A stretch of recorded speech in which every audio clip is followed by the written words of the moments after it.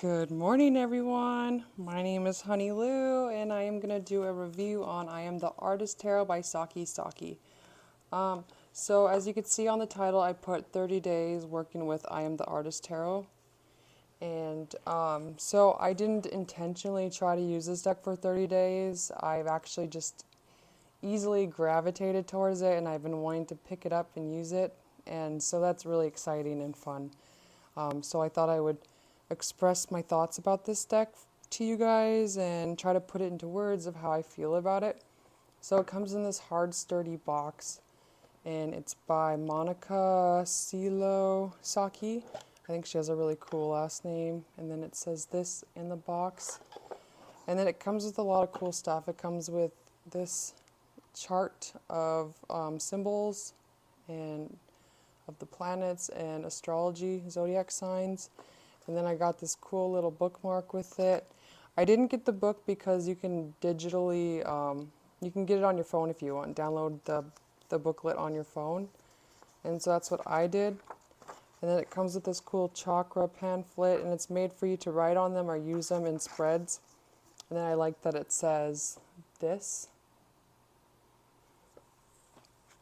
And so she is the artist of Sakki-Sakki Tarot.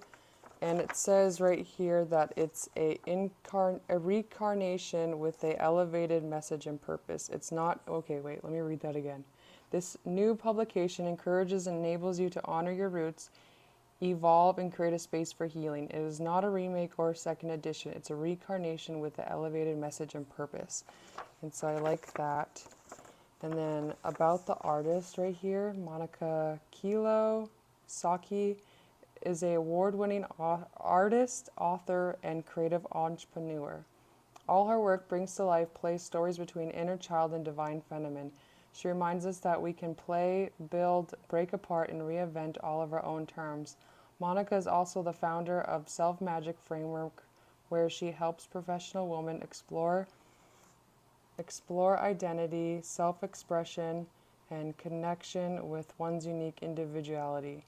Her wise counsel includes a desk full of goddesses made from her kids' leftover plastic building block toys. These have transformed into a collection of digital art collectibles. Sakki believes that every creation is a return home. And this is an extra card that's in the deck, and I use this as my yes card. It's my positive card, so if I want to do a reading, I'm feeling anxious, and this card pops up, it's my don't worry about it card. It's everything's cool, relax, enjoy yourself, have fun. And so how I would describe this deck is it's very expressive. It's Rider-Waite inspired, as you could see. I love that it's a storytelling deck. You could easily see their personalities. So I feel like that she got the archetypes she did it very well, and it's a solid reader and very intuitive with the body language, and the colors really work well with this deck. I like how colorful it is. It's not too over colory. I think it's perfect. It's not too crazy, but it's it's beautiful. I don't know how else to express that.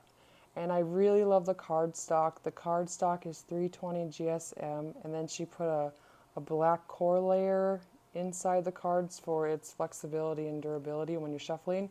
So as you could see, mine's pretty straight. And I shuffled this deck quite a bit, and you can't really tell that I used it too much. I mean, it's working really well. Here are the backs. I really love the cardstock. So this deck is meant to be a workhorse deck, and that's what I really appreciate about the cardstock she chose for it. Because, yeah, I want a deck that I'm going to use and that's going to last a long time and that shuffles really good. So you definitely can get in a meditative state using this deck. You're not worrying about shuffling it, and it's just smooth, very smooth. I really love how she captured the Page of Cups. This Page of Cups is very personal to me, and it reminds me of my son a lot because he's a Cancer, and his little face looks like my son. So I really love that, and I love the coloring. I think it matches it perfectly. Um, so I feel like this deck is like, it's our spirits shining from the inside out. It's a deck of becoming, is the best way I could express it. Because deep down, we're all like this. This is our spirit. And, um, we have this mask on sometimes where we don't want people to see us and for who we really are, and but deep down we're all this dorky, and we're all just human. And I found this deck to be very comforting and loving. Also, it brings a lot of creativity to me, and it's good for inner child work. And so the expressions and the colorings work really well with the cards. Like the Five of Pentacles, it's dark and it's cloudy, and you could see their expression. So she captured that very well, and you could see that you could get into the mood of the cards. And it reminds you to not take life so seriously and enjoy where you're at in your journey. And so I really appreciate that about this deck. And I like the extra cards. It's like you could put yourself into the artist. You could put yourself easily into these cards. And so I found that very cool. Definitely a intuitive reader for me.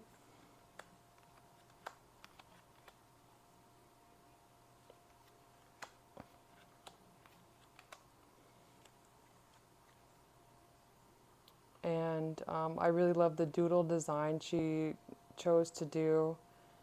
It kind of reminds me of Cartoon Network, the Jetsons a little bit, like that style of cartoon, and the doodle art. It brings back memories of me drawing as a child, and yeah. And I found this deck to be it's like, it does help with inner child work and to do inner child work, but I also found this deck to be very mature and balanced. And it puts you in a really good mood, but also I don't think it shies away from, the negative cards. But it definitely helps you think of the positive when you're in a dark space. And this moon card reminds me of the cowardly dogs. I think that's really cute, and the purples and stuff. And I believe that the borders on this deck are for chakras. Like, I think they're associated with the chakras. And I love the symbols. I'm not too sure if the symbols match up with Rider-Waite-Smith, or she did her own symbols of what she thinks the cards are. And so I'm definitely going to look these up, and then I'm going to use this and try to just figure it out, because I've been loving using that oracle too. So yeah, I thought about edging this deck, but I don't think I'm going to, because I really love how it looks with when the deck ages, and I like the look of how it looks with natural edges, if that makes any sense. I'm really happy that I didn't miss out on this deck. I missed out on the first edition, or the first Sakki-Sakki tarot of her deck, and I really love that deck too. That one's a little bit more narrow. This one's tarot size, and this one's tarot size, and the other one is a little bit more thinner or skinnier, and I think it was the same length. I'm not too sure. And yeah, but she changed up all of these cards, and they're all different. So that's my review. It's 5 stars, 10 out of 10. I think I'm gonna still work with this deck because it's been a joy to work with, and I thought I would put it out there because I've been using this deck. So I just wanted you guys to know how I loved it, and I'm really glad I didn't miss out. And if you have this deck, definitely check it out. It's pretty cool, and Yeah, so I hope you guys have a good day. I'm gonna go do some stuff, so thank you for watching. Bye.